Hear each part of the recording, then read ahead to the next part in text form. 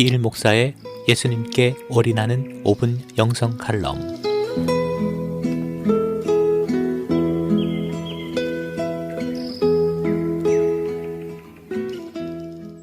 요즘 인터넷을 통해 한국 뉴스를 보면 쉽게 눈에 띄는 말이 있습니다. 바로 학폭 미투라는 말입니다. 학폭은 학교 폭력의 줄임말이고 미투는 영어 미투를 그대로 발음한 것으로 나도 당했다라는 의미로 쓰일 때 사용하는 말입니다. 그래서 학폭 미투라고 하면 나도 누군가에게 학교 폭력을 당했다는 의미로 그 사실을 드러낼 때 사용하는 말입니다. 한국은 지금 이 학폭 미투가 체육계를 시작으로 연예계까지 들불처럼 번지면서 한국의 모든 이슈들을 집어삼킬 만큼 퍼져나가고 있습니다. 사실 한국에서 학교 폭력은 어제 오늘 일이 아닙니다. 학교 내에 오랫동안 시한폭탄처럼 잠재되어 있던 것이 이제 터져나오는 것이라고 봐야 합니다. 그렇다면 왜 오랜 세월 아픔을 감내하며 살았던 피해자들이 세월이 많이 흐른 후에 그 사실을 폭로하게 되었을까요?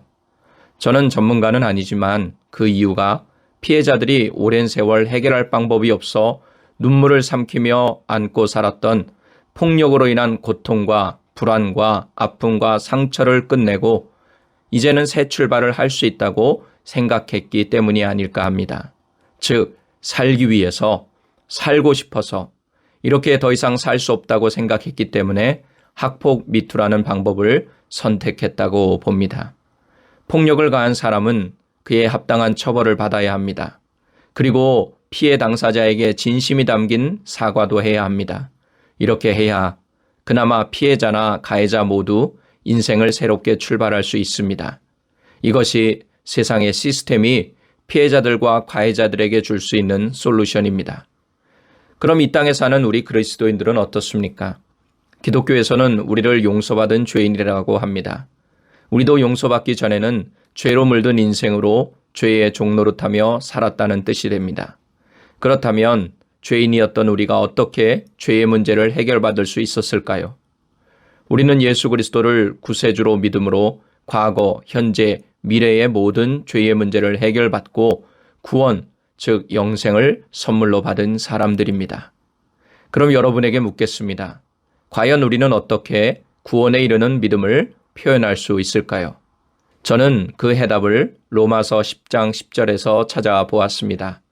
사람이 마음으로 믿어 의에 이르고 입으로 시인하여 구원에 이르느니라 하는 말씀입니다. 입으로 시인하여 구원에 이른 것입니다.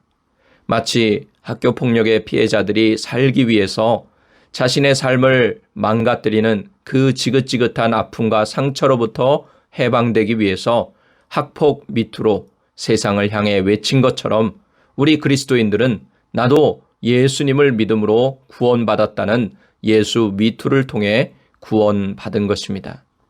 학폭 미투가 피해자들에게 학교 폭력이 가져다준 고통과 불안으로부터의 해방구가 되었다면 예수 미투는 죄에 묶여 사는 사람들에게 죄의 사슬을 끊고 온전한 자유와 구원을 가져다주는 영적인 해방구가 된 것입니다. 그런데 여기서 우리가 생각해 봐야 하는 것이 있습니다.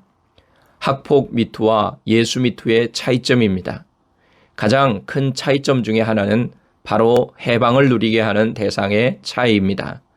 학폭 미투 운동은 학교 폭력의 피해자들을 살리는 데 한정될 수 있지만 예수 미투 운동은 외치는 사람만 사는 것이 아니라 죄에 얽매여 죽음으로 향해 가는 이 땅의 모든 사람들을 살릴 수 있습니다.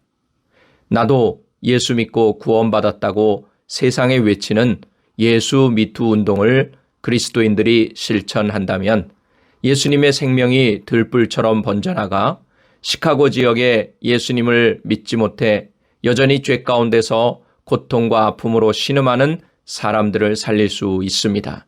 그리고 더 나아가서 온 세상을 예수님의 생명으로 살릴 수 있다고 믿습니다. 여러분의 삶의 현장에서 이웃들에게 예수 미투, 나도 예수 믿고 구원받았다라고 담대하게 외쳐보시면 어떨까요?